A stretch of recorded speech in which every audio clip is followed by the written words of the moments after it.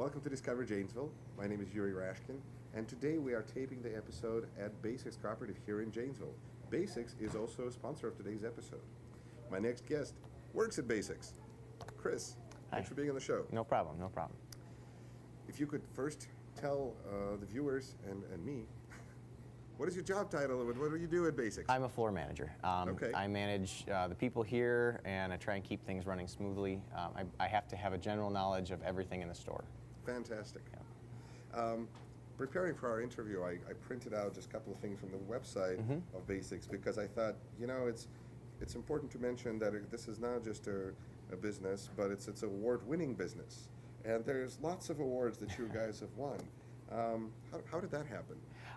Well, we strive to be the best that we can be, and in doing so, we took initiatives to be greener than we had to be, and to be more sustainable than we had to be, to try and set the bar high for other people to match.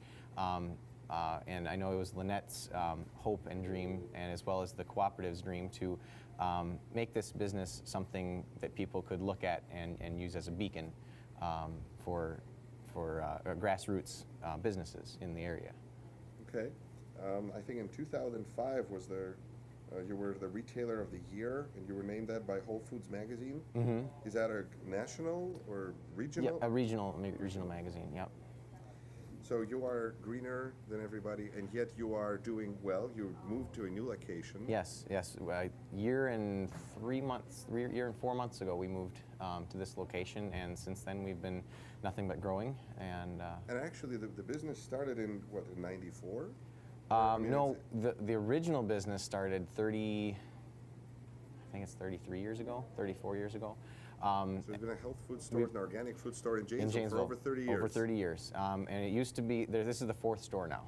It used to be on Court Street, and then it moved to Memorial, and then it was on Woodman Drive, and now we're here at Lodge Drive.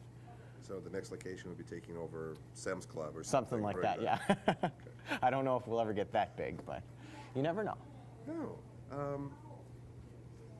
How does it work? Can you be sustainable and be profitable? It's looking so.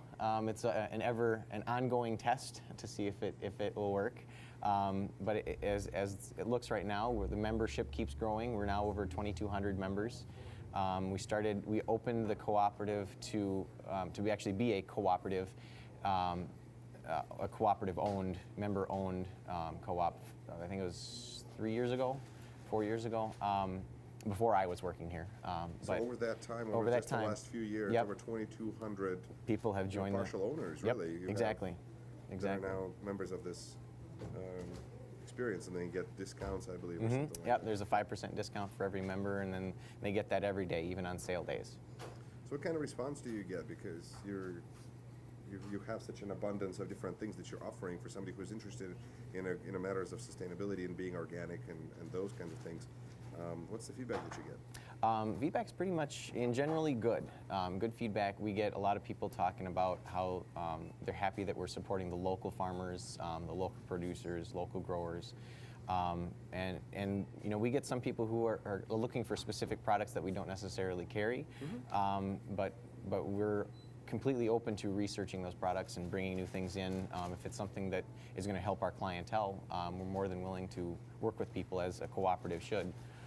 Now, what about something like Farmers Market that is now in downtown Janesville, and it's been growing over the last few years? Is that something that you feel is competing with you?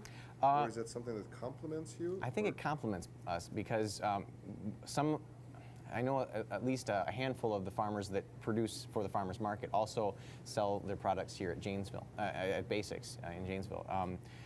But I know, have a booth during September while we're doing we participate in the National Eat Local Challenge.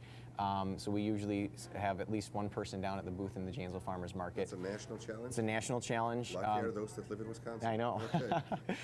So we join in that, and we have people sign up in every fall for the Eat Local Challenge, where you sign an agreement to try and eat local, and you chart what you eat and how local you can be. And then Is there like a prize? Yep, there's a prize. You can win gift certificates, gift baskets, things like that for the people who eat the most locally grown foods. So Interesting. yeah, so I think it does help out. It provides more of a community to Janesville and gets people talking about buying local, which then supports us because during the off season of the farmers market, this is the only place to really get local. So there's several themes that I'm hearing here that you guys are capitalizing on. Mm-hmm. It's local, it's sustainability. That's all of that works together to create a good experience. Yeah, and with this depressed economy that we have right now, people are turning to the local grower and stuff that doesn't have to travel so far, so it doesn't have to have the higher price for the fuel charges and all the shipping and whatnot.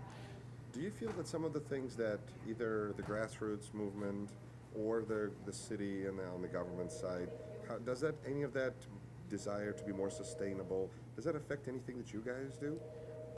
Well, in my experience with grassroots organizations, if it's really grassroots and it's starting from the bottom up, it's really the support of the community that gets it going, and you can get help from the state and the federal levels and things like that, but it's really the heart of the local business and the people that support your local business that's really going to feed you and keep you going.